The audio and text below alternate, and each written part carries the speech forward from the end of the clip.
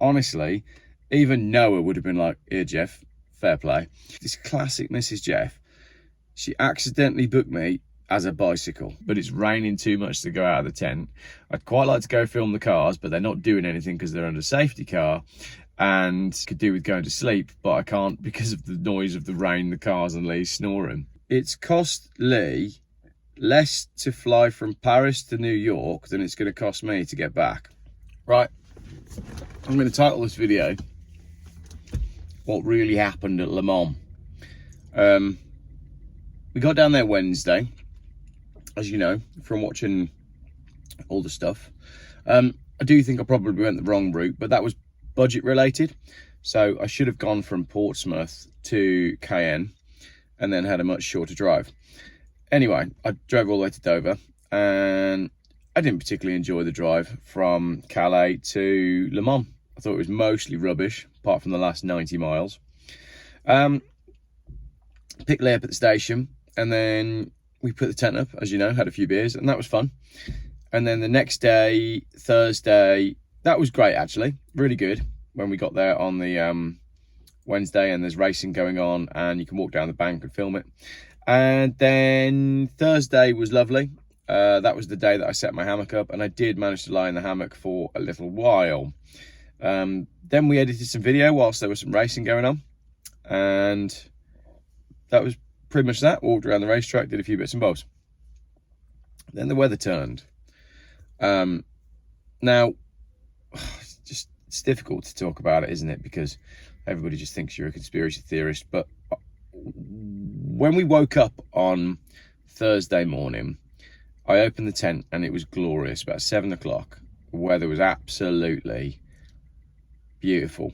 And I was just thinking, do you know what? This is going to be the best few days. And then we started seeing planes streak in the sky. And Richard Vobes has been talking about this a lot on his channel.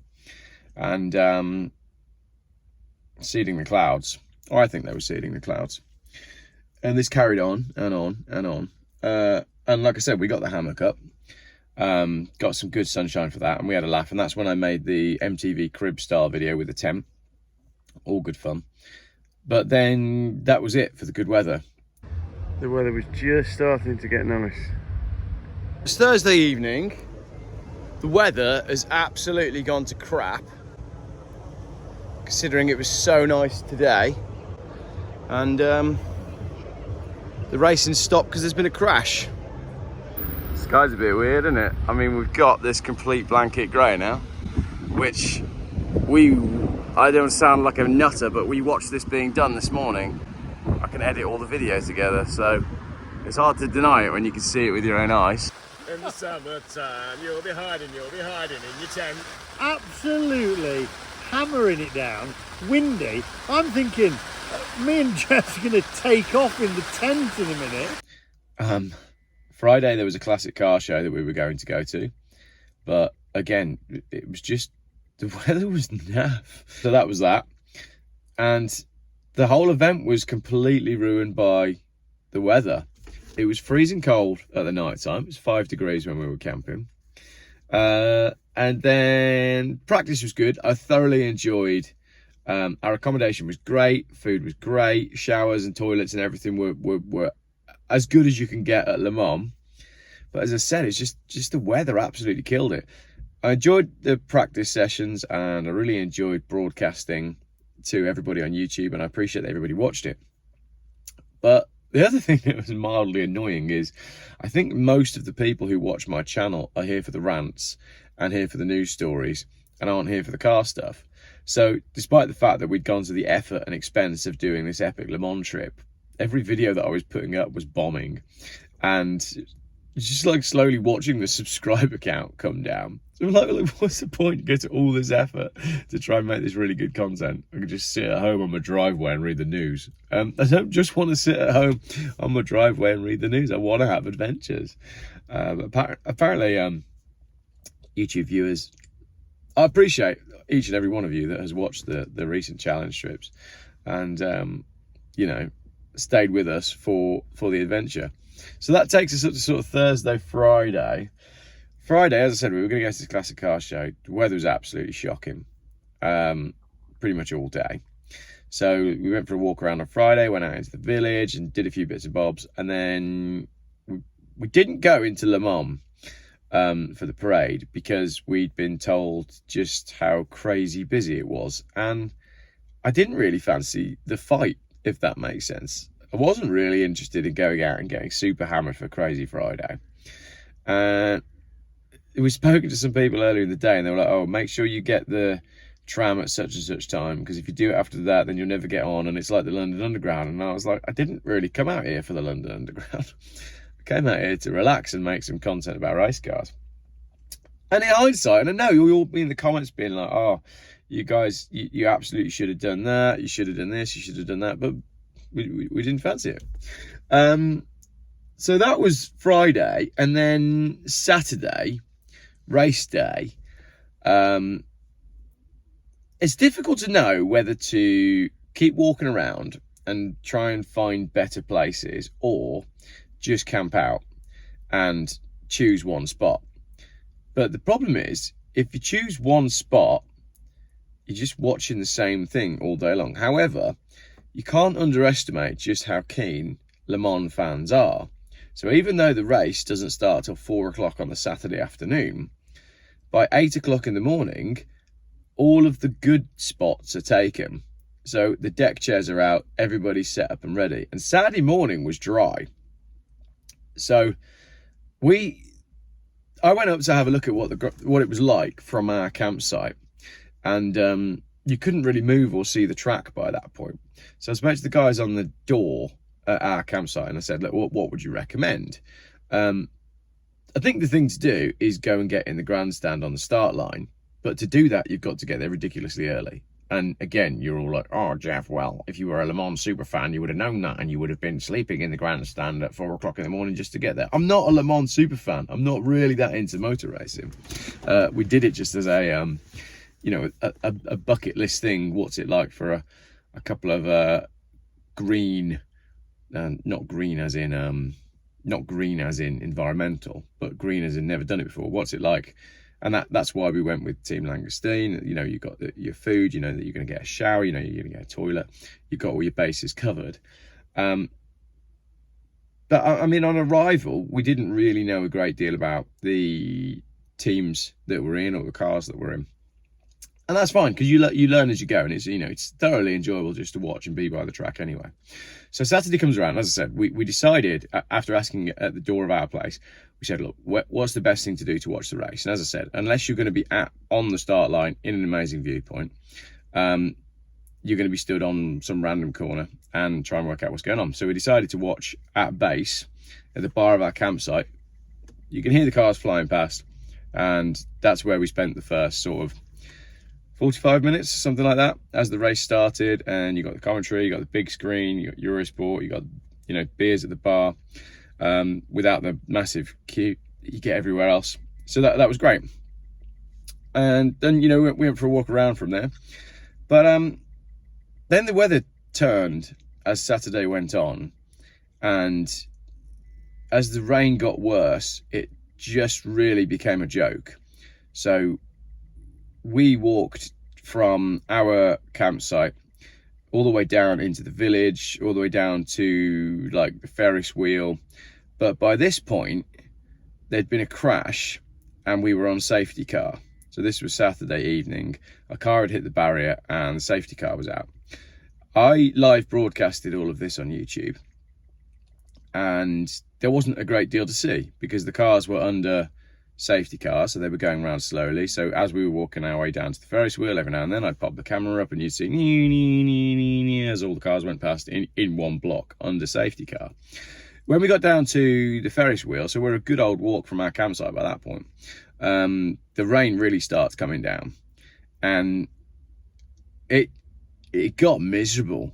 It's cold, it's wet, it's absolutely packed, and there's no racing happening. And it was the most frustrating thing, because you think, like, we've gone all the way out there and invested so much in doing this, and that's just the luck of the draw. That's what you get. So I know Lee was pretty flipping miserable and moany by that point. But it was it was ridiculous. The fact, I mean, I was wearing a woolly hat on the 14th of June and we were soaked. The whole thing just would have been such a different experience with good weather. And again, all the Le Mans veterans will be just like, wow, that's Le Mans, that's just what you get. Sometimes it rains, sometimes it's sunny. When it's sunny, you melt, and when it rains, you get wet. And I'm like, well, I didn't really go there for that. I'm not a Le Mans veteran. So then, around about midnight, I found a good spot to watch the race. We'd walked all the way back and it had stopped raining. And for a little while, I broadcasted on YouTube a good position when there was racing. But there wasn't racing for very long, because what happened next was there was another crash and the safety car came out again.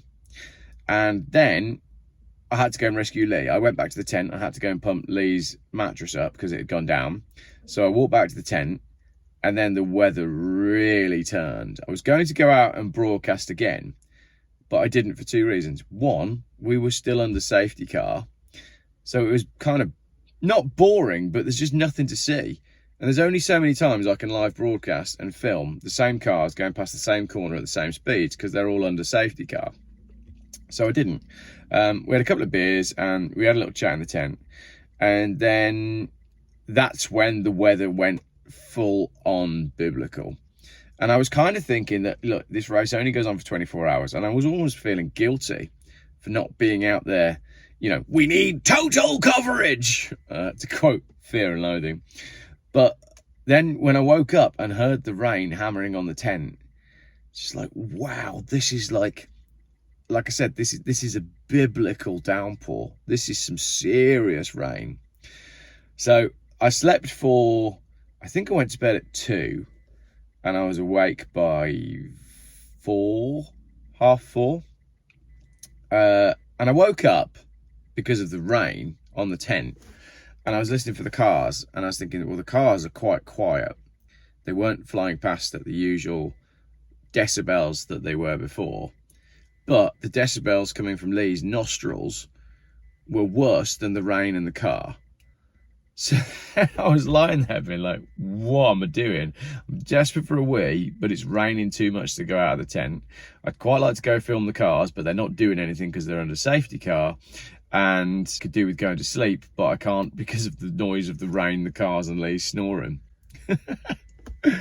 So eventually the rain died down enough for me to go outside, have a wee, and I got dressed and I went over to the bar area and had a coffee. And that's when I learned that the safety car had been out at that point for 2.5 hours. So for 2.5 hours, the cars have been going around the track in the wet at the same speed, and it was hammering down. And fair play to all the spectators that braved it out. But I really felt like the fact that they didn't red flag the race was a huge kick in the balls for the teams, the drivers, and the fans. Because if it's not safe enough to remove the safety car, why carry on? And I know you've got, like, you know, the Le Mans spirit and all this sort of stuff. And some of the teams were loving it because they were getting great fuel economy because they were just going around the track behind a Porsche 911. But that's not the point, is it? The drivers were getting super tired because they were going around the track following a Porsche 911 when they wanted to be, you know, going at full pelt, full of adrenaline. So it's just I hadn't missed anything basically, and that was weird to have gone to bed and woken up and be like, oh, everything's the same as when I got up again. And by that point, to be completely honest, we were kind of done. We'd done 3 or 4 days. Lee doesn't do camping anyway. I was loving the camping. Camping was fine. But the other thing, and this might seem really pathetic to admit, is on this trip, I've really missed my family. Obviously, I've done Benidorm recently on my own, and then I did Benidorm with Lee, but we did 3 days, and then my family flew out to meet me. And my little lad was video calling me on the outward trip, and I was just like, wish I was doing this with my family. Lee's great, but I don't know, I really miss my wife and kids. And the weather forecast for today was still looking shoddy. The safety car was still out, and we were like, do you know what? Kind of done. I'd spoken to the guys that we were with, and he was like, well, you know, at the end of the race, the French will just leave. And then I'd text a friend of mine who knows a lot about Le Mans, and I'd explain the situation, and he was just like, just get out of there, be one of the first on the road. So we beat a retreat fairly early, and I'm kind of feeling silly admitting this, but I was ready to go home. Racing's great and everything, but like I said, there's only so many times you can stand on the same corner watching the same cars go past. And if you're a super fan, that's probably the best thing ever, because you stood there and you're drinking it all in, and you've got the atmosphere and you understand what cars are doing what. But if you're only a slightly interested fan, once you've watched it for a number of hours and seen training day as well and practice, you're kind of like, oh, great. And then the race is kind of pretty much sewn up. And then regarding the finish of the race, again, what you're going to do, you're going to work your way to the grandstand or the end of the race and try and see it with 300,000 people, or you're going to stand on the same bank that you were always on. The cars are going to go past one last time, and then you're going to go home because all the cars are going to be somewhere else and the party's going on somewhere else. And then you're going to go join all the traffic for 300,000 people. I normally hate the concept of leave now and beat the traffic, because the reason you're there is the reason that you're there. But I think kind of enjoyed the days before the race more than the actual race itself. The messing around with the tent, the beers back at base, putting the hammock up, and watching the practice sessions and live broadcasting the practice sessions were just as good, if not better, as like the race itself. Anyway, let's move on to the big cock up, which is, I presumed that Lee and I were staying Sunday night as well, and would, you know, carry on drinking and whatnot. And Lee's been ready to leave for a couple of days anyway, so he booked all his stuff and got himself out of there for like 10 o'clock in the morning on Sunday. And I was like, oh, okay, that leaves me on my own. And like I said, I was also thinking, I'm really missing my family. Now, my ferry isn't booked until tomorrow night. I'm filming at 12:30 on race day, and my ferry's not booked till tomorrow night. So I spoke to Mrs. Jeff, and she was like, oh, I'll book you a ferry. She booked me one, but this classic Mrs. Jeff, she accidentally booked me as a bicycle. I don't even know how she did it. She managed to somehow put in a number plate, but then book me as a bicycle. And it's £97. But in order to put the car on the ferry, it's going to be another £190. So it's cost Lee less to fly from Paris to New York than it's going to cost me to get back. However, this time I'm going back Rouen to Portsmouth. And, you know, I've got my ferry booked tomorrow, which is a cheap one that you can't change it. So I could go and get a hotel, and I could hang out on my own, and I could edit video, and I could wait, and I could get my ferry tomorrow, which is a late ferry, and then I'd be back for, you know, midnight Monday. Or I'm just gonna have to suck it up, pay the extra money, and get back today and be home for my family. It's Father's Day today, and I'd rather be home with my wife and kids than sitting in a hotel somewhere up near Calais waiting for my ferry tomorrow. So that's that. Couple of confessions there. No, I'm not the world's biggest Le Mans super fan. Yes, I have really missed my family and my kids, and I'm looking forward to getting back and seeing those guys. I can't recommend Team Langostine enough if you want to do Le Mans and if you want to experience it. And I'm hoping that what we had was just a bad experience of a Le Mans race, i.e. just the weather, and then who wants to watch 3 hours of pace car? It's ridiculous. And I looked on Twitter, I was like, is this just me? Is this just because I don't know Le Mans? Is it that I am out of touch of, you know, I'm not the mega enthusiast, am I missing something? And then I looked on Twitter at what was trending, and sure enough, I'm not wrong. There's a lot of people saying, wow, this is a boring race. Even by boring race standards. So I'm sure there's diehard fans that thought it was the best thing in the whole world. I do think you need to go to Le Mans to experience just being up close and personal with all those cars. And the only other thing, if I was to say something, was that I'd love to have been there in the days when the cars on the track were actually representative of cars that you see in the showroom. Like, I appreciate the hypercar class, but again, because I'm not a Le Mans super fan, when I turned up and all these hypercars were going past, I didn't know which one was which. They all look kind of the same, and they all look like outlandish versions of some sort of alien Batmobile. And I know they're fast, and I know they set all the lap times, but from a visual point of view, I always want to watch cars that I understand what they are based on what they are in the showroom. And when the GT3 cars come through, you've got the Porsche 911 and the Lamborghini Huracan and the Ford Mustang and the BMW M3 and the Lexus. And at least with those cars, you can appreciate the silhouette as to what's what. And I know that's not always been the case, because, you know, they would build special cars for Le Mans, like the Porsche Le Mans cars and Mercedes CLK GTR. But again, let's look at the Mercedes-Benz CLK GTR. It was derived very, very loosely from the CLK road car. That's why it has the CLK name. And then they did make road car versions of it. And maybe I'm just out of touch with where Le Mans and high performance race cars have got to. And maybe I just need to shut up and not try to pretend that I'm the world's biggest Le Mans fan in the whole world.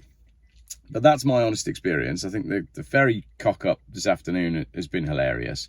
But I'm going to drive there, and I am going to pay the extra to get on the ferry, because I want to go home and see my little boy. Boys, two of them. One of them's not here this weekend. So, and my wife, obviously. I've really missed my wife this time around. So that's my kind of Le Mans experience. I think there's some more to say about the general takeaways of, you know, how everything went. My car was fantastic. The tent, despite the fact that I bought it the day before and it was a cheap one from Argos, was brilliant. I mean, it was absolutely blowing a hoolie, and I have never known rain like the rain that came down last night. Honestly, even Noah would have been like, "Here, Jeff, fair play." So the tent just did really, really well. Met some great people, had some great experiences, and I'm glad to have dipped my toe in Le Mans. What it has made me is very excited about Volvo, very excited about Le Mans Classic, and another event that is in Worcestershire, which is the Shelsley Walsh Nostalgia Festival at the Hill Climb. Because at the Hill Climb, it's a little bit like a mini version of Le Mans Classic, and you have a variety of cars. Yes, you have the new stuff and the single seat stuff that we don't have any reference to from the showroom, but you'll also see cars from the 30s, 40s, 50s, and right up to your Group B rally cars and Audi Quattros and all that sort of stuff. And having invested so much time, effort and energy in going to Le Mans, it made me realise just how many good smaller events we have in the UK if you're not an absolute full-on die-hard Le Mans fan. So a bit of a downtrodden afternoon chat there. I'm annoyed that I've had to spend so much on a ferry to get home, but suck it up. That's what you got to do. It'd be cheaper for me to fly somewhere from Paris, but my family aren't there. So I've got to spend more money to get back to a country that I don't want to be in, because the people that I do want to be with are there. And that's a nice thing. So I'm going to put a bit more diesel in my wagon. In fact, I'm going to fill it up because it's cheaper in France. And then I'm going to stop moaning about the weather. Also, what's really annoying is when we left, I'm looking now at what's going on in Le Mans, and the weather's really good there. But at the same time, and this might sound ridiculous, I almost feel like if I'd stayed longer, I wouldn't have seen anything that I hadn't already seen track-wise. It's still the same cars going round. Like, Jeff, this is the worst review of Le Mans we've ever seen. Well, it's an honest review of Le Mans. I think the whole experience would have been completely different in some proper sunshine. I think it's difficult because the Le Mans trip that I envisioned in my head was nowhere near the Le Mans trip that we actually got, just because of weather. So there you go. That was 25 minutes of a British man sat in a car in France moaning about the weather. And the other thing is, that's what you people seem to like on my channel. You know, the videos where I sit in my car and read the news and explain what's going on in the world are always more popular than videos that take a lot more time, effort and energy to produce. And I'm okay with admitting that. So for the rest of this week, I'm just going to sit in my car and read articles to you. I've had a great few days. I'm obviously a bit down because I've had no sleep because of the noise of Lee snoring and cars driving slowly past my tent and apocalyptic rain battering down on the roof. But it hasn't put me off camping. It has made me want to go again. And there is a man pointing at my car based on the fact that I still haven't managed to find a drill to put that front number plate on. If one's not going to magic itself into my hand, then I guess the number plate will remain off. And with that, I shall drive back to England. Thank you for watching this rather candid, kind of raw, but very honest assessment of the weekend. I hope you don't hate me for not staying to the finish. I think if you'd had the night that we'd had, maybe you would understand what my thinking was. Like I said, Lee bailed before I did because he'd already booked his flight. And I was like, well, if Lee buggers off, that leaves me to pack down the tent and do all of that on my own. And then I'm still here on my own. So I thought, well, if Lee's leaving, I might as well go as well. So that's where we're at. Yeah, don't hate me for not being the world's biggest Le Mans superfan. It was fantastic. There just weren't enough Volvos on the track for me. Thanks for watching.